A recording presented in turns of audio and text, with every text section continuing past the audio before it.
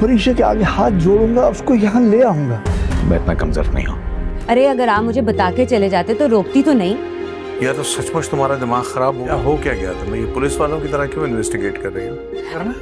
तुम मुझे इजाजत दो ना। हो गया या मुझे को लग रहा है? इससे अच्छा नहीं था कि मैं वापस ही ना आता इस घर? प्लीज। तो मैं तुम्हारी खातिर, मेरे बेटे, तुम्हारी खातिर मैं सॉरी डैड।